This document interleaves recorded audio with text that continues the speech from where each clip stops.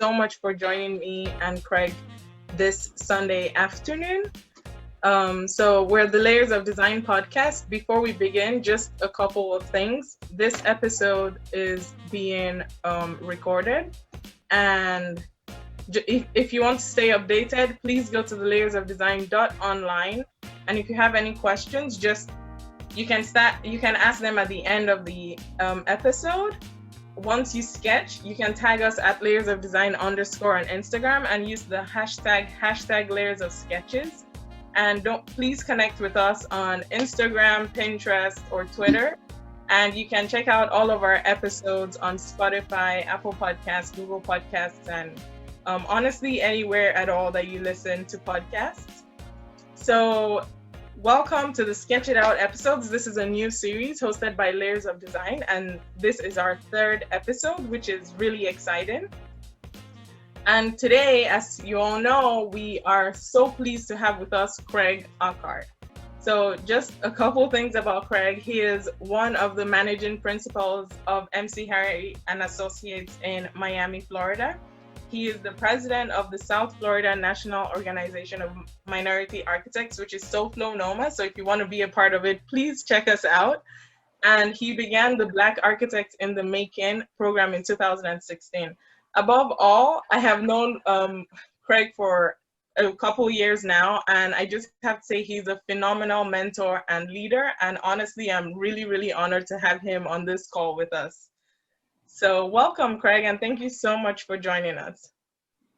Hey, thank you, Ibe, for having me. I really appreciate the opportunity to share. I'm excited about this because sketching is one of my favorite things to do.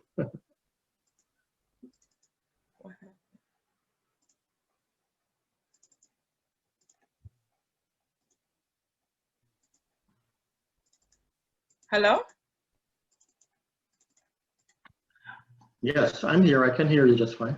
Okay, so you got cut off. You were saying you're really excited about this?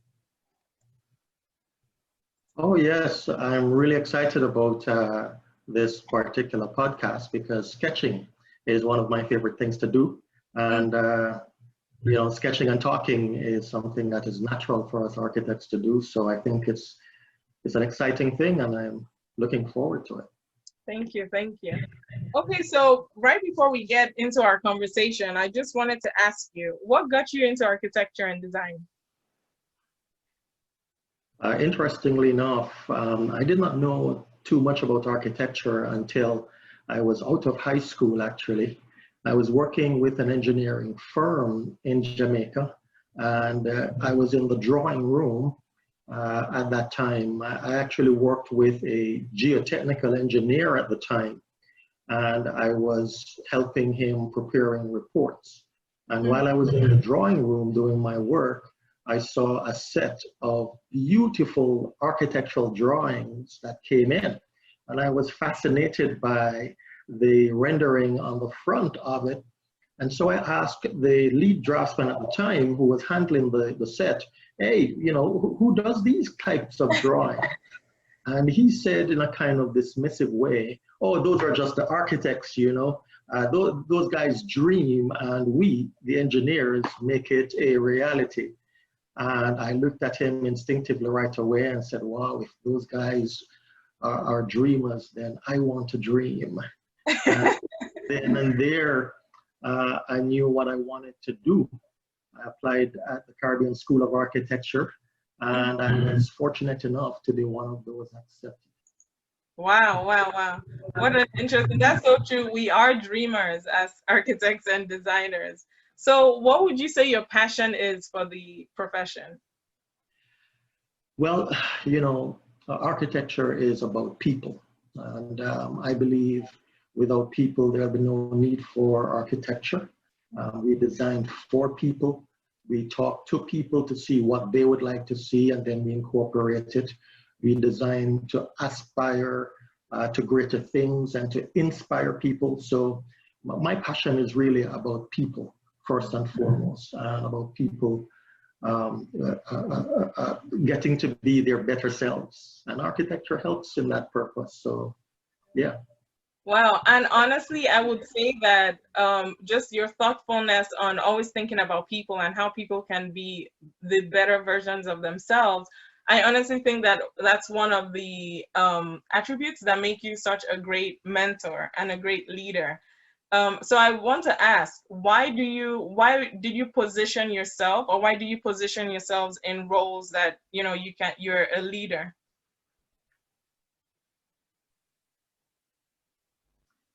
Well, you know, um, from my earlier days, growing up in Jamaica, I became involved in the Jamaica Combined Cadet Force, and there you are nurtured into being leaders. The cadet force is the equivalent to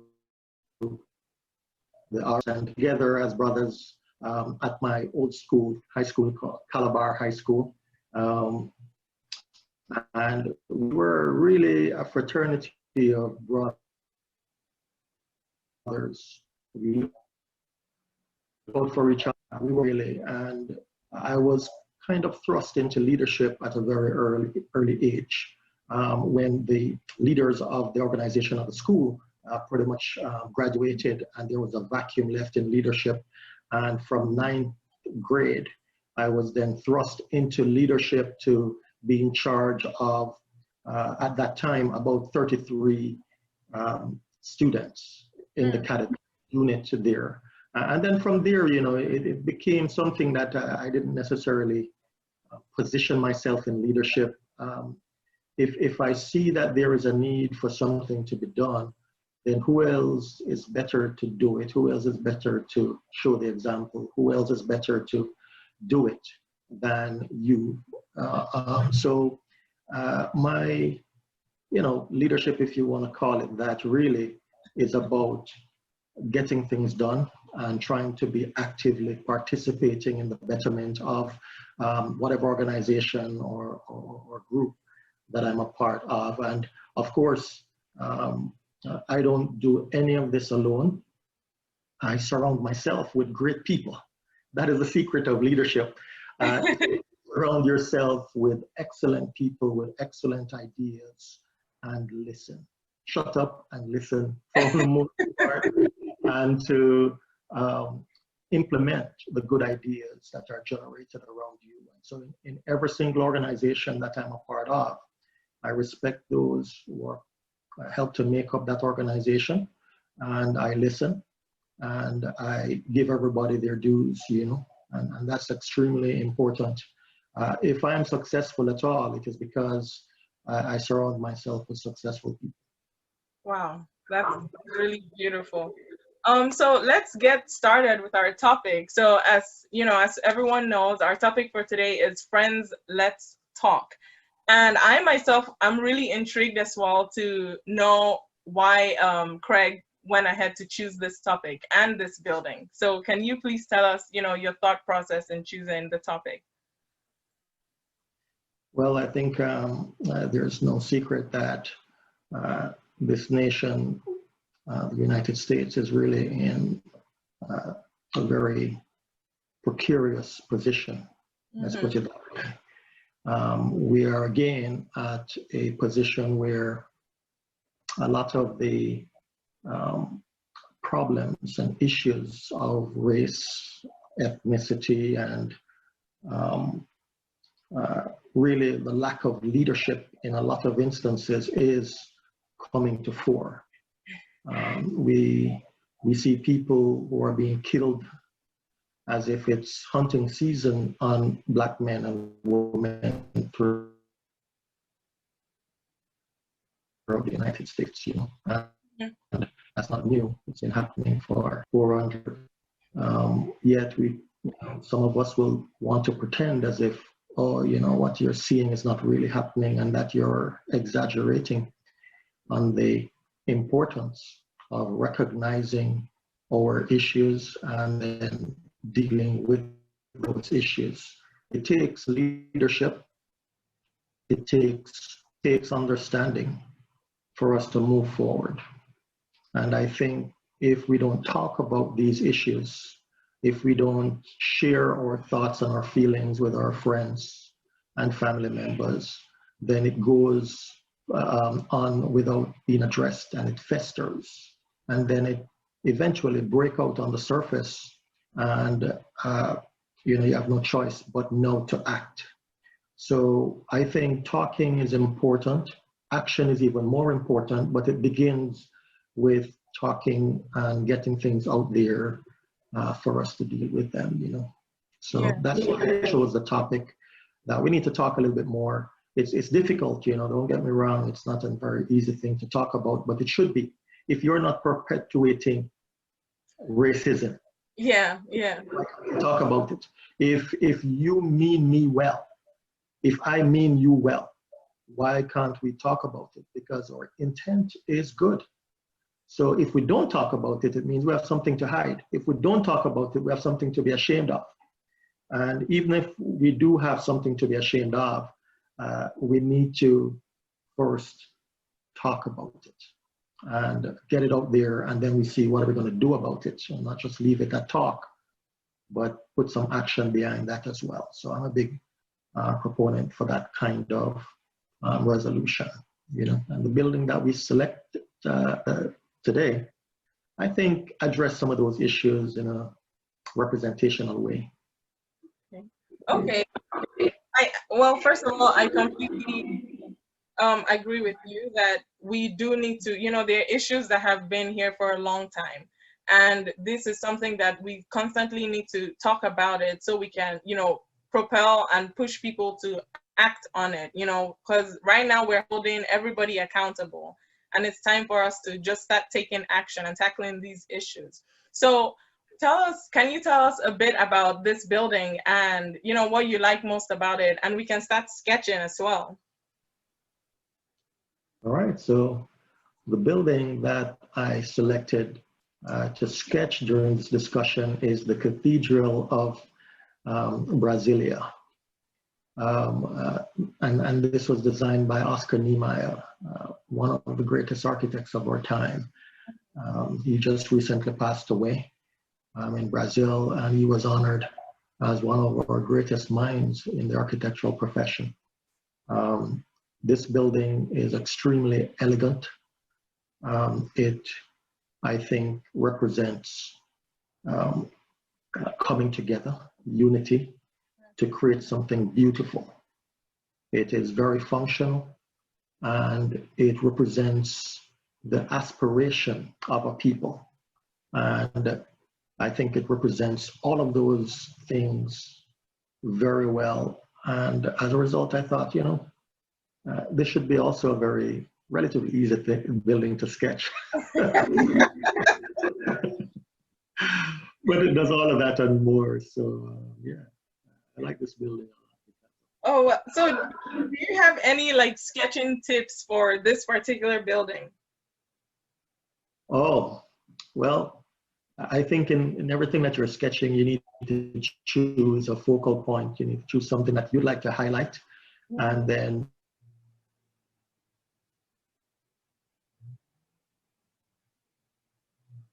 Hello?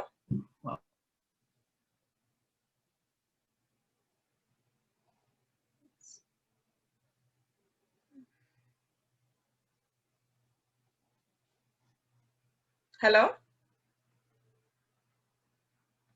I think he got cut off.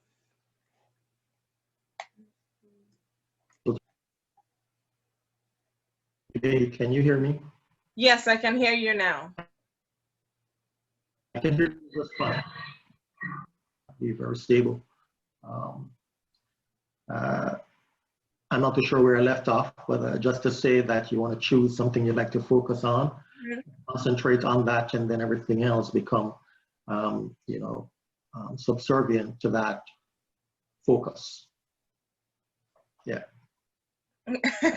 Awesome. So right now I'm actually focusing on I'm starting from the middle, from the center. Yeah. And going outward. So I'm going to see how that comes out. Okay, so as we're all sketching, right, I wanted to talk But, more. but, but wait a minute, before you sketch, what exactly are we sketching? Because there are several different images of this building that you can sketch. So, Okay. Do you see my screen? Can you see my screen? I can see your video. Let's see. Let me see what else I can see. Oh, yes. All right, there it is. Yes. I wasn't seeing that all this time. All right, very good. Yes, all right, I can see it right now. Yeah. All right, so I should be sketching while we're talking, yes? Yes. Yes, please. Yeah, I've Okay. been kind of getting on in age a little bit here, so put my glasses on when I'm doing something near. No problem. So as we're sketching this, you had mentioned earlier about, us taking action as we're talking about the problems that are happening in the profession. And, I myself, as a young professional that's really just getting started in my career, I was wondering how would you say that emerging professionals and young professionals can start to facilitate the growth of minority architects in the profession? It's a good question. A lot of people know this, but some don't, and so I'll say it, that Black participation in the architecture industry is woefully lacking. We have, depending on where you get your data, we have about 100,000, some say 113,000, and recently I've read 97,000. But even if, let's say, it's a 100,000 architects in the United States itself, we have less than 3,000. At my last check, it was 2,676 or something like that, who identify themselves as Black architects.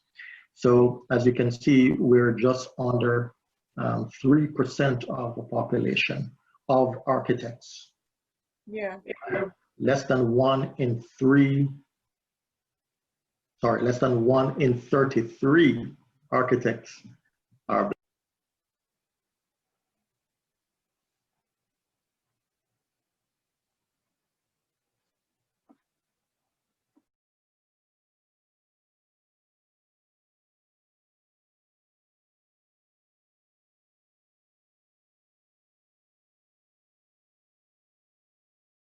In architecture and 13% in the population. This is a very anemic representation of Blacks in the United States and Blacks performing in architecture.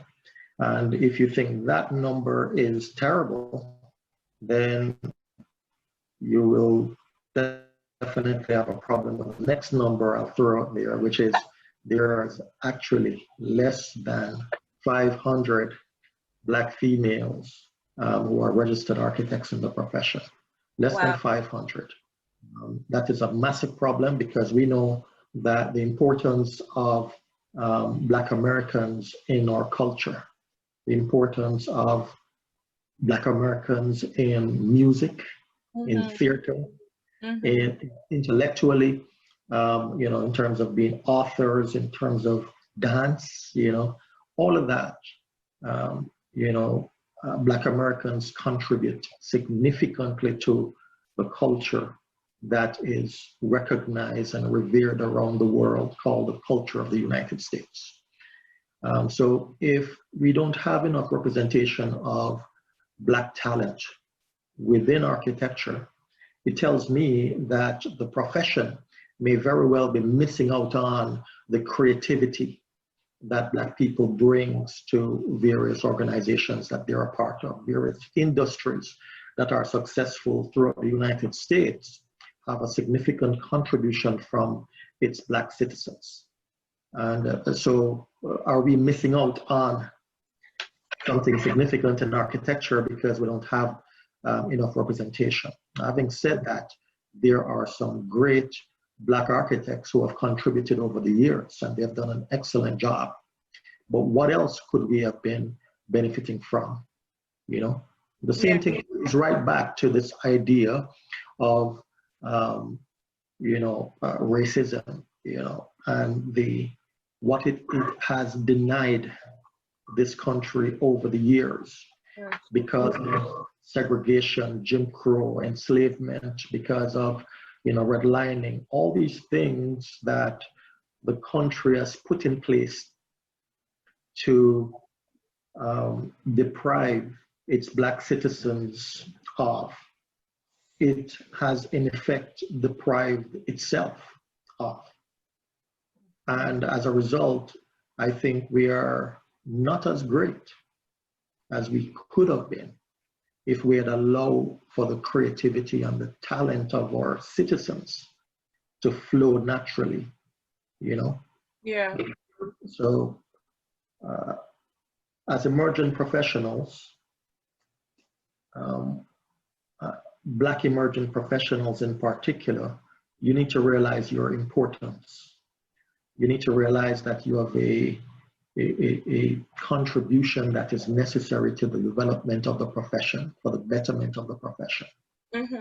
You must also realize too that we have a responsibility, whether we want that responsibility or not, to encourage others from our community to know more about architecture and to participate as architects, because it helps us to develop our community.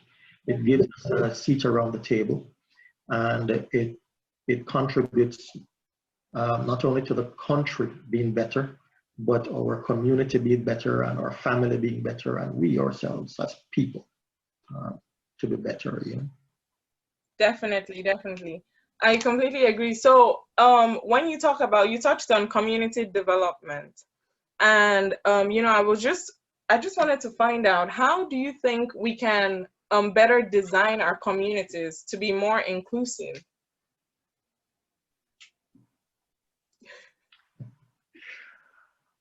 How to design our community to be more inclusive? Well, I think you can look in the United States and be able to identify a community that is, we call it underserved. Mm-hmm. I just completed a book that I got a better name for that, is really the oppressed communities that are oppressed. I think if we call them that, then those in authority would pay more attention to them. We're not underserved, we're not underdeveloped. Our communities are deliberately oppressed by those who are in charge, by being ignored. Yeah. Our schools, for instance, not all of our schools are equal. The funding for our schools are based on taxes from our community. And that again does not help us very well, because our communities are usually not as affluent as other communities. And as a result, the money being assigned to the improvement of our schools are lacking. And so the places where you would want to invest more to get better result is actually being divested. You're not really getting enough input of resources coming into those communities. And as a result, our children are disadvantaged as a result. So how do we design communities that are better? I think firstly, we should start with our schools. Then we should start with housing and places that will help to inspire confidence and a sense of pride. In our communities, we have more churches than anywhere else, and there's a reason for that. It's because I think our people, we're trying to find something to like hope. Good, yeah. We're trying to find hope, yeah, and faith does that for us, Yeah. But there's also need for better libraries and better places for us to go and learn. Yeah. School programs and so forth becomes extremely important, because while parents are working 2 and 3 jobs to keep a roof over their children's head, You know, we need to find places where our children can pour their energy into, you know, um, in terms of, there's one thing that our leaders tend to invest a lot of money in our community, and that is in the police stations, you know, Yeah. where can, um, uh, you know, police the community, and many times it's not in a good way, you know. I think it's important to have good police stations and good policemen in our community. We think there is a place for the police. We believe that good community policing is important, but get rid of the tanks and the cannons and the machine guns and you know, these kind of negative things of oppressing the community, and instead, you know, do what the defunding of the police slogan is all about. It's about putting the money where it is needed, not in the hands of people with guns who are going to shoot down our people. Put it in places where they can effectively respond to the needs of the community, whether it is through proper health care, psychological health care, whether it is to create jobs and employment, whether it is to make our parks a better place for children to feel safe in, you know, and keeping our streets clean, and keeping our general environment and community nice and bright and welcoming, in landscaping and so forth, to make us be happy when we're heading home. We're heading home to a place where we want to be, and we're not heading home to a ghetto or some type of place where we're saying, I want to get out of here. Yeah. Home, somewhere where we want to stay, we want to build, we want to improve upon. And unfortunately, many of our oppressed neighborhoods or oppressed communities need to break off that shackle that we currently have, keeping us down and keeping us back. And so when we go to vote, when we go to make our voices heard, we must keep that in mind. Who of our representatives would want our communities to be move away from this, you know, oppressed state that it is in? And for far too long, it has been that way. I mean, we're talking about decades upon top of decades. We're calling our communities underserved or underdeveloped, as if it is something to be proud of, you know? Yeah. If I was the commissioner of a neighborhood that is considered to be underdeveloped and oppressed and underserved, I'd be ashamed to show my face in those communities. And I've been a commissioner for many years. Ridiculous. We have a lot of people in our community that calls themselves leaders. And I would want to question that. You know, how can you be a leader of a community that has been oppressed and underserved and underdeveloped for decades? And then you want the vote of those people? It's crazy what we allow these leaders to get away with. Anyway, what the question was.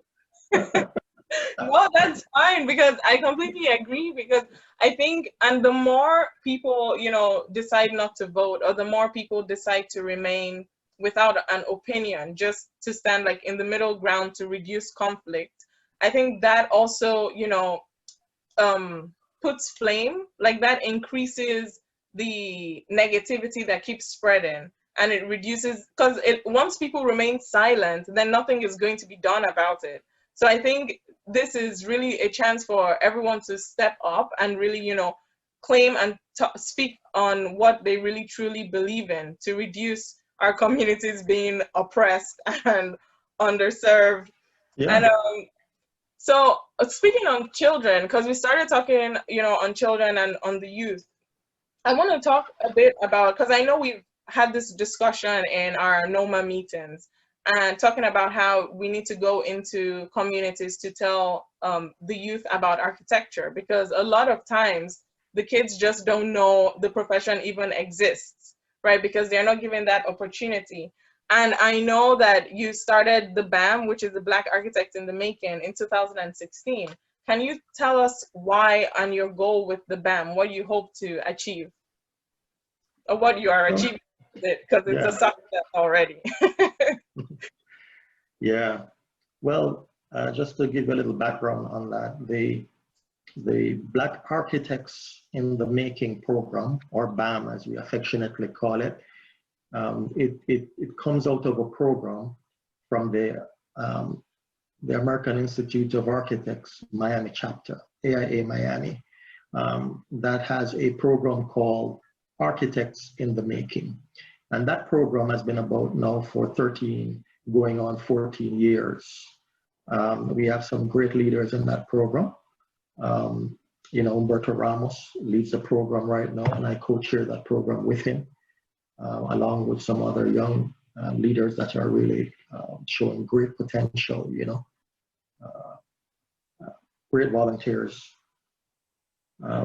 But I realized after co-chairing that program that there were not a lot of Black students that were present at the summer camp, which is held at the University of Miami School of Architecture. And so after the first year of co-chairing that and seeing that issue, we decided that we need to do something about encouraging more Black students to know about architecture.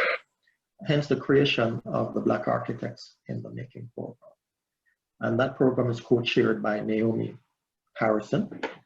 And it is really a program out of the Miami Center of Architecture and Design. I'm calling a lot of names here. It's important for everybody involved, because it comes back to this idea of unity and everybody coming together to unite to create something that is beautiful, like the structure that we're drawing here. Yeah.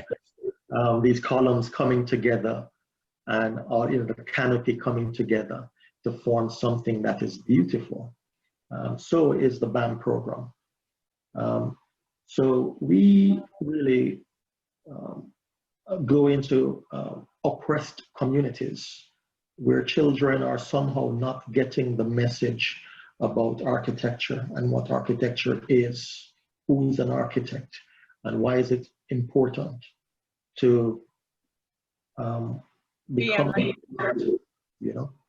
And so we send people into these communities, Black architects in particular, to talk to students about architecture. And we have found over the years that 90% of the students that we interact with, they have never heard about the profession before.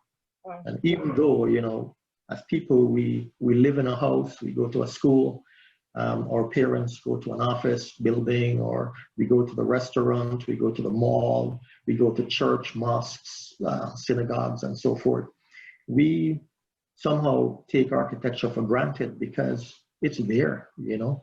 It's like our streets, you know, it's just there. We don't understand that somebody actually thought about the space that we're occupying, and that it is important because these people who design these spaces can help to influence how you think.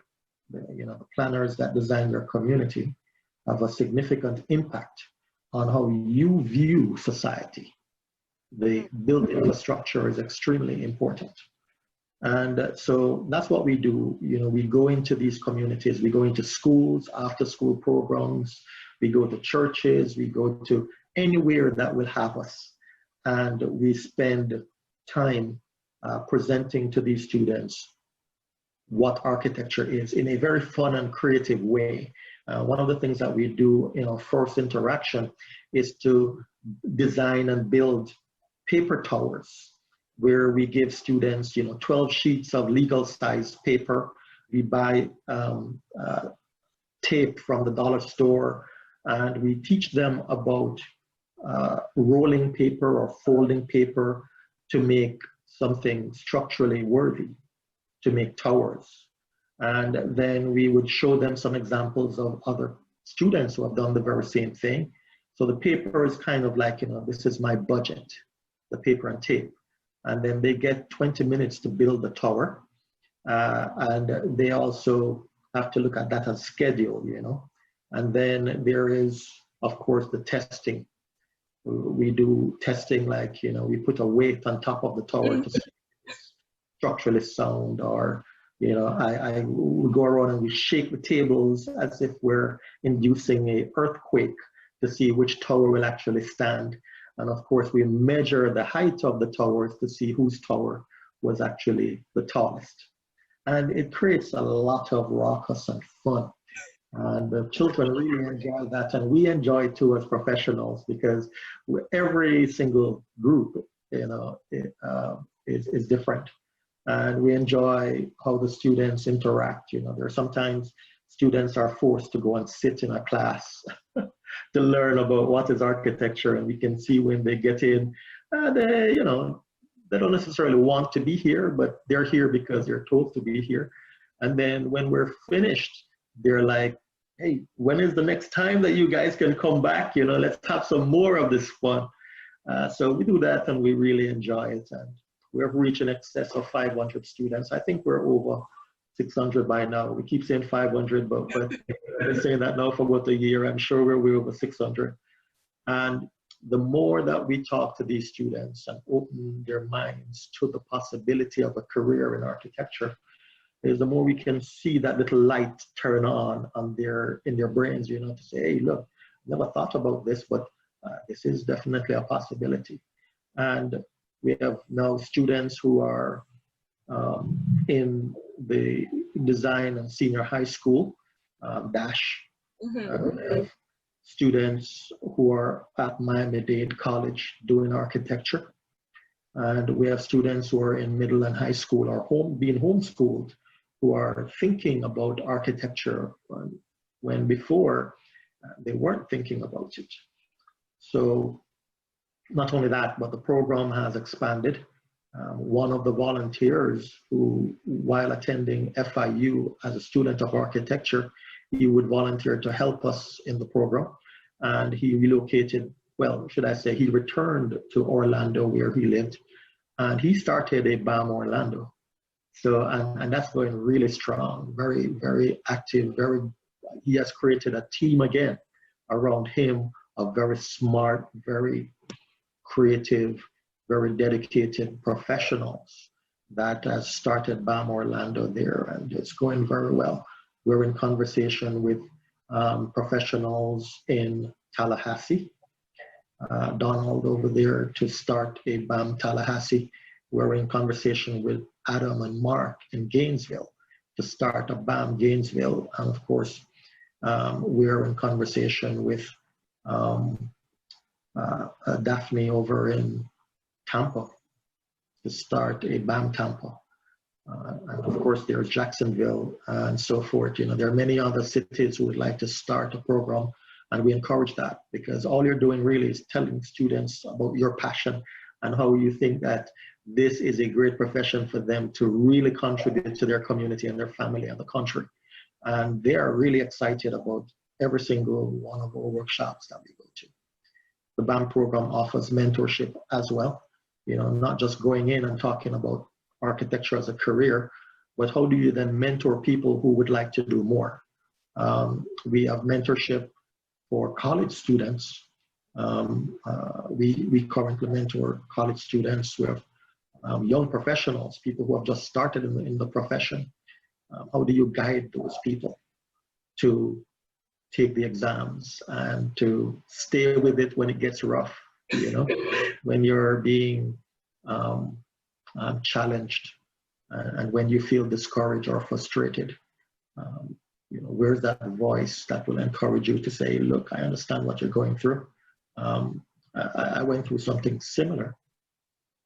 And I can tell you, though, that if you stay with it, that you will not regret it, And that kind of encouragement goes a long way. Sometimes you feel alone simply because our numbers are so small. Yeah. You feel as if, hey, look, nobody understands what I'm going through. I'm the only Black person in my firm, you know, and all around me, I'm seeing Black people being killed, and I don't feel safe when I leave out of my home or when I leave out of the doors of the office, and I don't get the kind of empathy or understanding that is necessary for me to feel as if my opinion and my thoughts and my fears are accounted for, you know. Mm-hmm. And so, you know, that's BAM. And where we are, we offer scholarships, we offer internships, you know, and we do work with a lot of organizations. And if I did not, of course, mention my own firm, MC Harry, I probably wouldn't be able to go back to the doors on Monday mentioning my own firm. But MC Harry has a group of really talented people. It gives me and others within our firm the authority to take the time that is needed to organize a program like BAM. We spend hundreds of hours doing research or taking time off to go to a school or so forth to tell people about architecture. We don't, you know, claim this money through taxes or anything like that, although maybe we should. Some serious money that we have invested in the community and in architecture. But this is something that we do because we love it and we see that there is a need for it, and therefore we step up and we do it. But there are also other firms who have helped us. You know, Rodriguez Architects, tremendous people who we just need to say, you know, hey guys, we need sponsorship, and the checkbook is out, you know, and we don't have to tell them how much. They give us, you know, whatever it is that we need. There are many other firms like that. Sherwin-Williams who step up all the time without us having to ask, to say, hey, the BAM program, NOMA, what do you guys need? We're here for you. You know, AIA Miami, and through their leadership, you know, has always been there for us. Many organizations contribute to the program. And again, like the structure that we're sketching, it takes a community. It takes a lot of different people and organizations to build something beautiful. You know? Yeah, I completely agree. Well, first of all, I just want to say that I think BAM is such a great program. And I remember my first time hearing about BAM, I think it was about 3 or 4 years ago when I was at the AIA Awards, one of the AIA Awards. And honestly, during that time in the profession, I was feeling, you know, lonely and lost, like, oh my gosh, how can I keep going? Because the exams were, you know, I wasn't passing my exams at the time. I didn't really have that community of Black architects that could keep me motivated. And I remember sitting down and they presented BAM, and you walked up to the stage and you started talking about BAM, and I felt it was like this light bulb. I felt so inspired by, you know, everything that you've created and just the community that you've been growing. So I just want to say thank you, you know, from a Black female in this profession. I just want to say thank you for taking the lead to create this great organization. So so that's it. And you talk about being a partner at MC Harry Associates. I just want to know how did you get there in your journey? What made you stick with MC Harry and Associates? Well, that's an interesting question there, and I'm glad you asked it because not many interviewers ask that question. I'll back up a little bit. So, you know, I mentioned before, I'm really from Jamaica, and it was never part of my plan to be in the United States. I've always respected the United States, and I think it was a great place. But I've always thought that I'd be in the Caribbean. I've never thought that I was limited to Jamaica, but I've always thought of myself as a Caribbean person. And I've been to most of the Caribbean islands and so forth, whether it's during school or after leaving school and so on. And I love the Caribbean. You know, the sketch behind me that you see there was not done by me, I should say that. but it reminds me so much of the Caribbean. And I love the architecture, I love the people, I love the culture. Better than that. But after working at a firm in Jamaica, Harold Morrison Associates, which is where I really cut my teeth in architecture and learned to appreciate what the profession was really about, learning from people like Robert Woodstock and Harold Morrison, Janet Thompson, people like those helped to really shape my thoughts about architecture. I left that firm, unfortunately, and the opportunity came for me to go to the United States, to Miami, to help a firm that my understanding was they needed help with 3D, and I was very good at ArchiCAD at the time. And so I said, you know what, let me go and see what they wanted.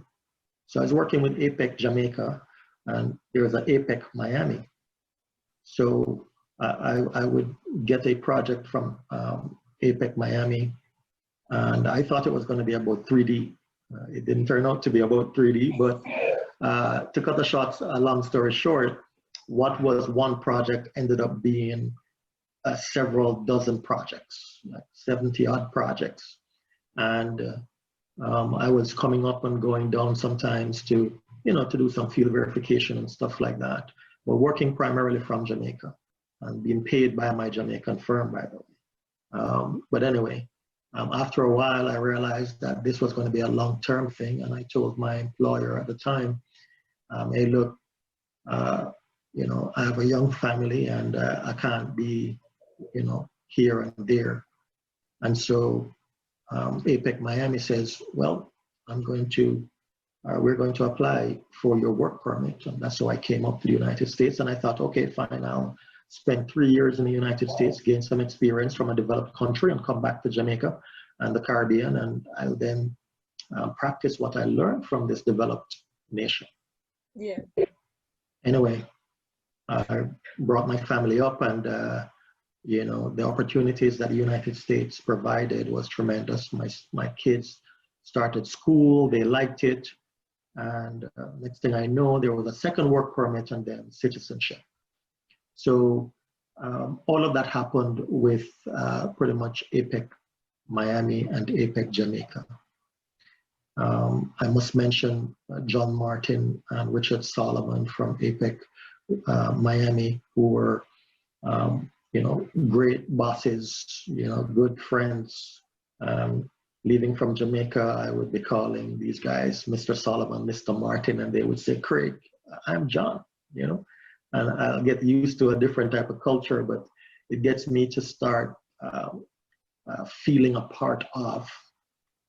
John Martin spent 16 years in Jamaica, and so he had tremendous stories to tell about Jamaica, and we used to love hearing these stories, Jamaican politics and so forth, and how he was involved in Jamaica at the time.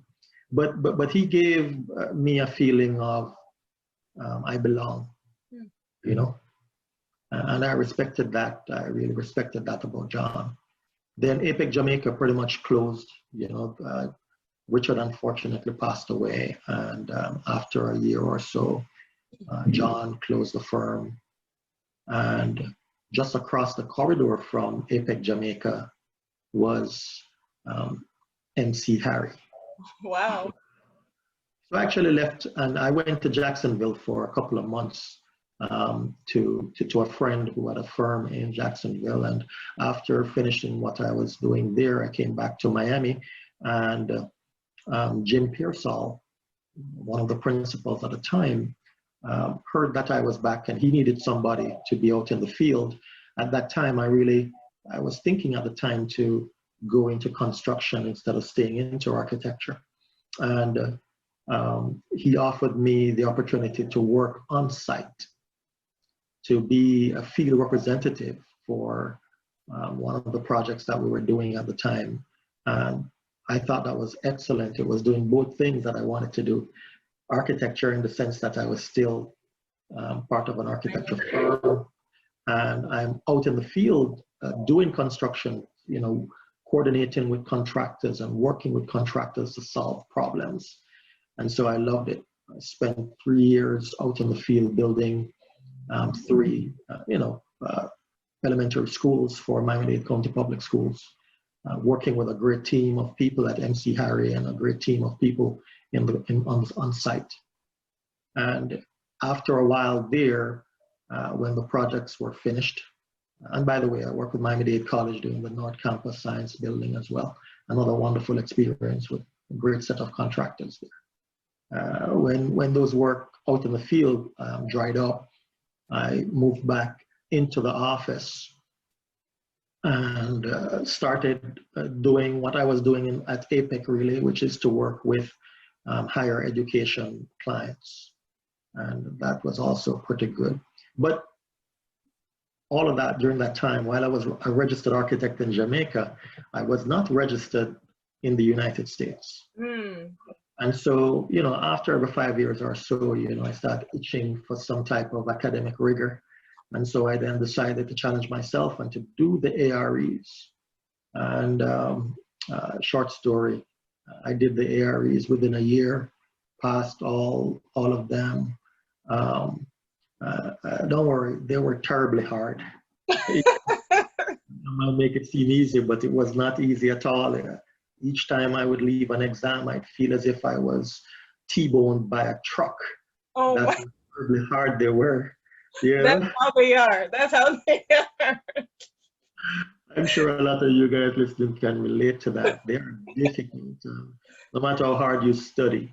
Let me tell you, the majority of the questions you're getting are not coming necessarily from the book. You have to know what you have studied and know what you're doing to pass those exams. And a lot of my attorney friends will say the bar is hard. I'd say try taking the ARE, those exams are terrible. They're hard, yeah. So anyway, jumping through a lot of hoops because I was educated abroad at the Caribbean School of Architecture and not one of the NAAB accredited institutions here in the United States. I had to prove that my education was equivalent and eventually did that. A long story, I won't go through all of that. But anyway, after I became registered, I think leadership at MC Harry saw that, there was some potential in this guy. To be honest with you, wherever it is that I work, I make sure that I treat that firm as if it is my own firm. Whether it was Harold Morrison in Jamaica, APEC Jamaica, APEC Miami, or MC Harry, I did what I would want any employee to do if I was the owner of that firm. So I came in on time. I did my work. I did the work to the best of my ability, and I treated it as if it was my own firm. And I think Jim and Tom and other leadership within the firm saw that, And so they offered me ownership of the firm. Jim and Tom were getting ready to retire, and they had in place a system of ownership transition, which many firms don't have, unfortunately. But they tend to look within at leadership within and choose leadership from within the organization who understand our culture and how we do our work. So Javier Torres at the time was offered partnership first, then Lourdes Solera was then offered partnership. And then to my surprise, they also offered me ownership in the firm a couple of years or so after Lourdes. And I was deeply honored for that. Jim and Tom are great leaders. They demonstrate what it is like to be in the trenches with their employees. They give us the tools that we need as employees and staff to succeed. And they show confidence in our leadership, in our abilities to take a project and to run with that project from the very start all the way to the very end. I've always respected that about those two gentlemen, and they showed the confidence in me and Lourdes and Javier by offering us ownership, which I'm very grateful for. MC Harry has a over 60-year legacy of providing excellent architecture, and to be offered ownership with such background is, something I would have never expected, and they did that. Wow. So, and they still continue to be a valuable resource for us.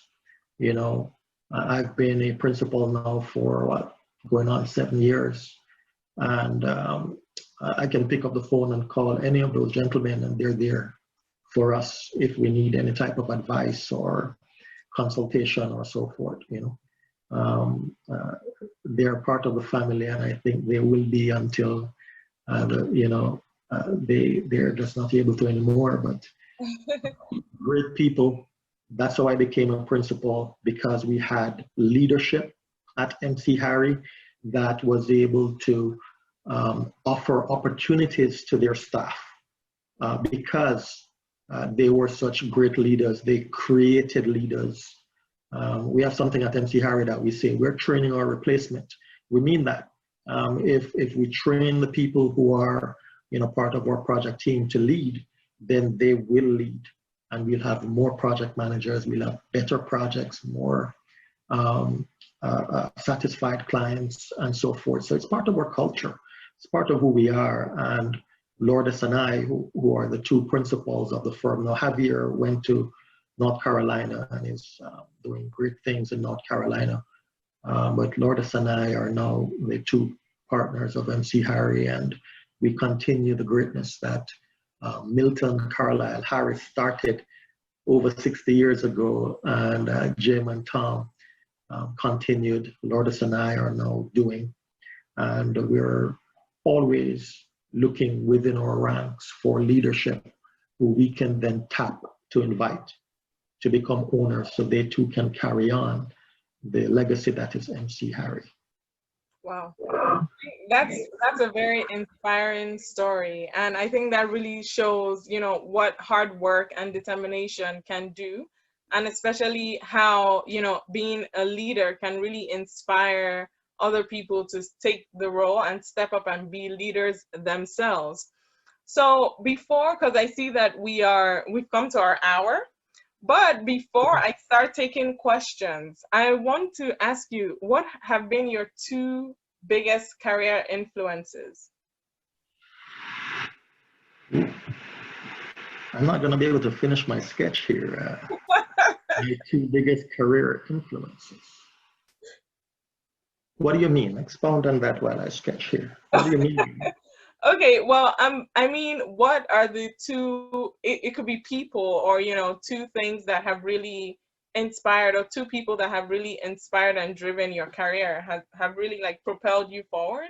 I know you've mentioned a couple names already of people that really set a good foundation for your learning and your growth. But what are, I guess, two people that have really been the foundation, have been a big, big foundation? Let's see, there's so many people who have really blessed me over the years.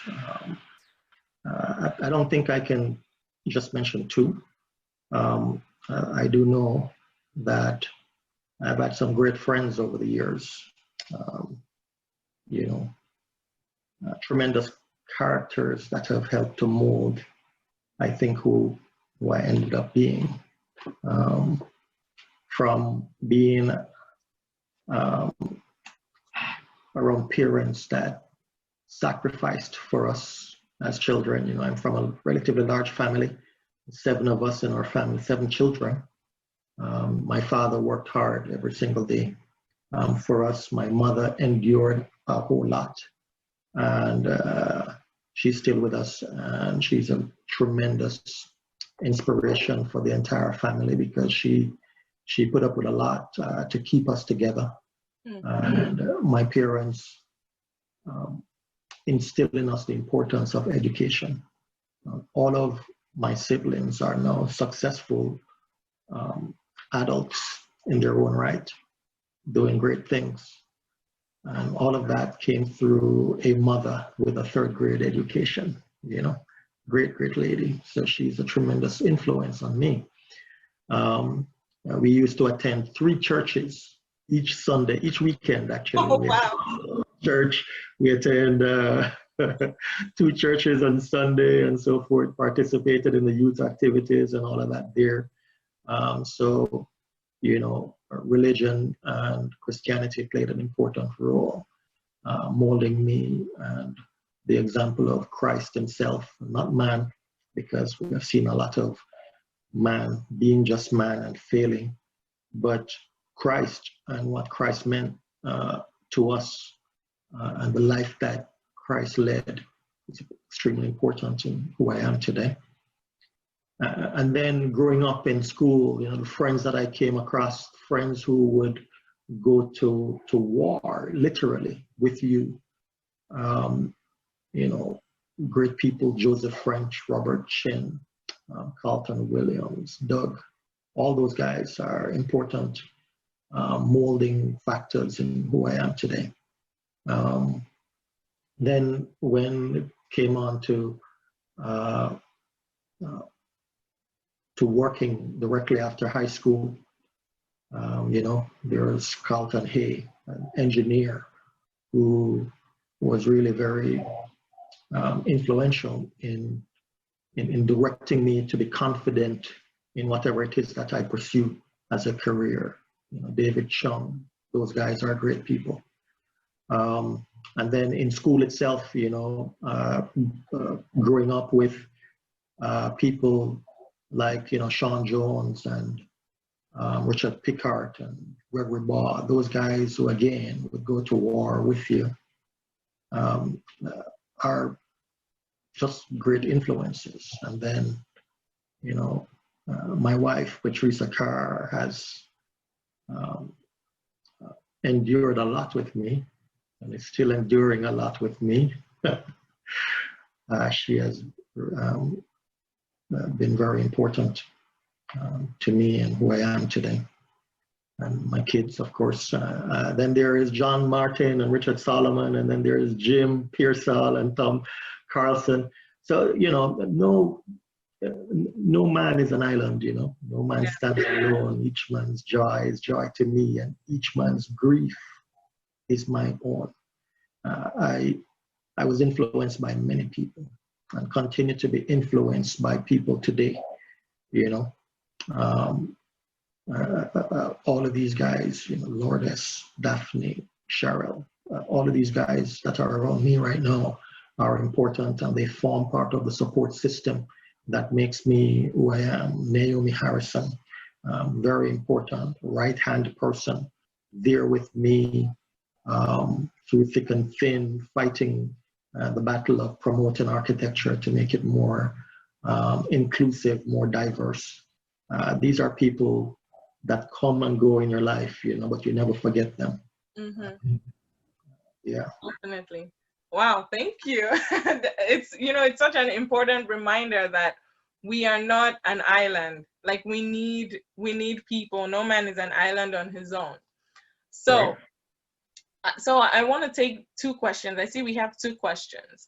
And the first one is, do you think the communities that are underserved should take it upon themselves to revitalize their neighborhoods, or should the government and those in power actively seek to improve the neighborhoods in their place?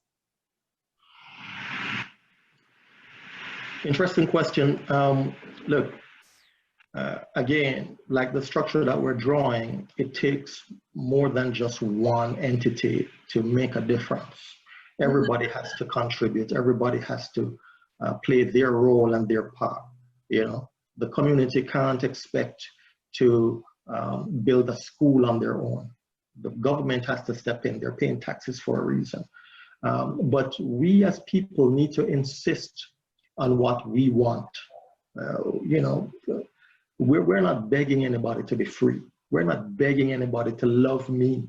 You know, we're saying we are who we are, and we are demanding respect, and we're demanding what is rightfully ours.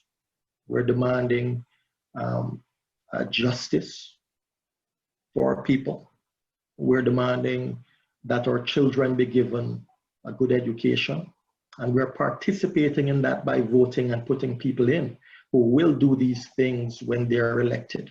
And we must hold these people accountable for what they say they're going to do.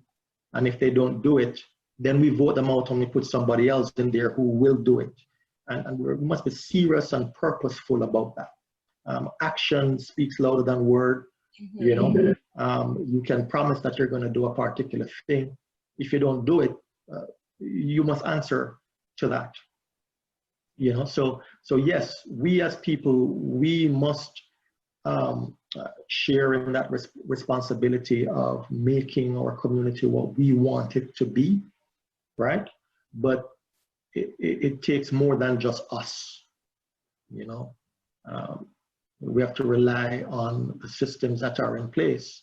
And if the system don't work, then we put systems in place that will work.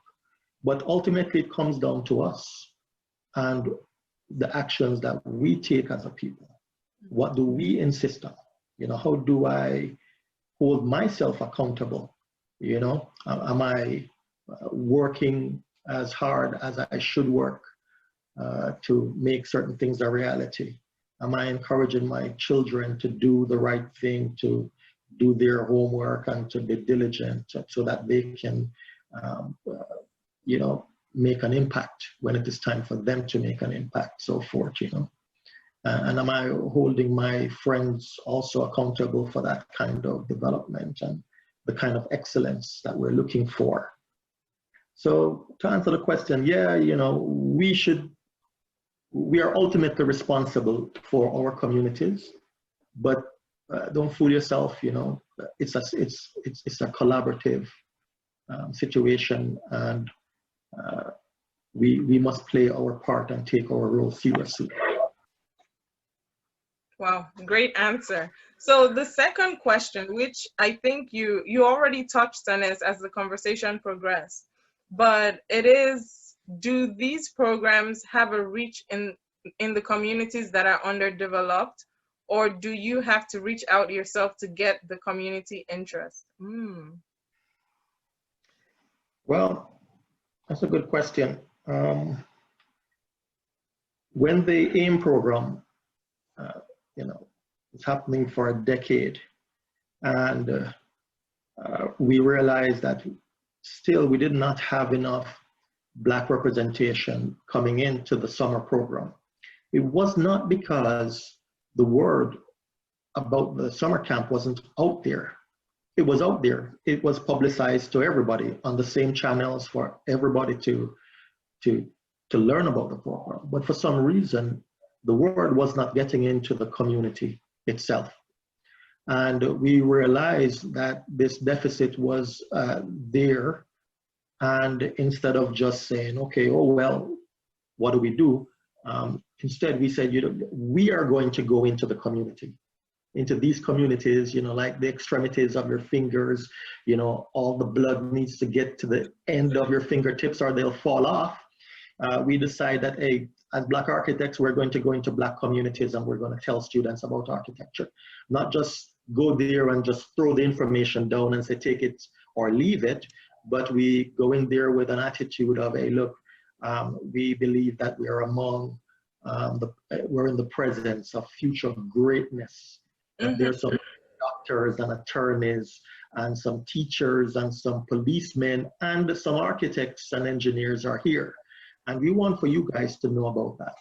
By going into these communities, the blood started flowing into these communities where they now started attending the summer camp, the AIM summer camp. On last count, we had over 18 Black students who attended our AIM summer camp. And it started out with probably only about 3 or so, 3-4 years ago.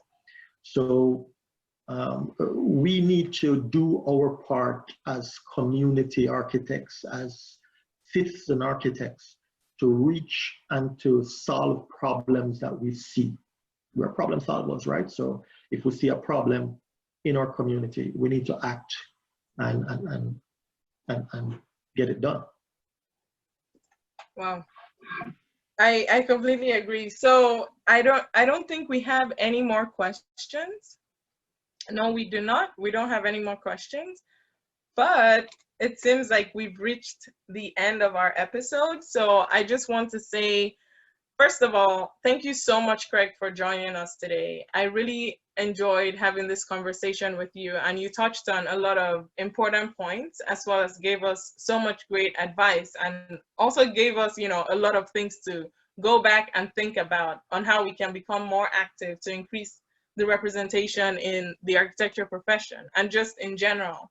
So our next live episode is in 2 weeks, and it's September 27th. It's going to be another amazing episode with a female designer, and she's going to be sharing her knowledge and how she started up her business. So I'm really excited as well for that episode. So if you want to know more about this episode, you can go onto layersofdesign.online to subscribe, and you'll know before we announce it to everyone on Instagram.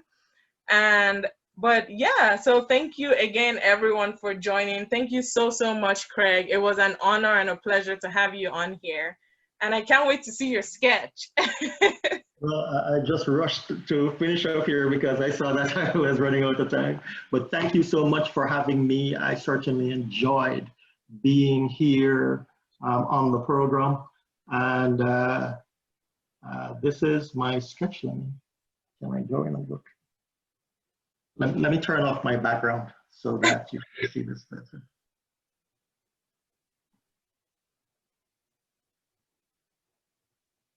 Oh, nice. Yeah, so I do have a little sketchbook like most architects, and in that sketchbook, as I encourage my students, hey, make sure that you're sketching and that you're doing all different types of things, you're doodling. And if they're watching, they can see that I'm not only talking the talk, but I am actually walking the walk. Lots of different sketches and so forth as I go about talking with clients and staff members and so forth. So, wow. Well, I also had to rush my sketch, but that is, oh, let me turn off. Oh, I have to turn off my background as well. Yeah. Okay. So this is my sketch over here. It was a really nice, nice, very nice. But yes. Well, thank you so much again, Craig, for joining us. It's been. Thank you so much, and I must say that this program is really very good. I love it. I love the concept behind it. Sketching and talking is what we do, and I'm surprised. I know an hour has passed so quickly. I know. We're having a good conversation. So thank you for having me. It was an absolute pleasure. Thank you very much for those who join us in the conversation as well. Appreciate your presence. Yeah. Have a great day. I look forward to seeing you at NOMA. Yes, right? I hope everyone, joins NOMA after this. Absolutely. South Florida NOMA. Check us out. Yes. SoFlow NOMA on Instagram. We're very active, and it's a great group of people. So love it. Thank you. Have a great Sunday.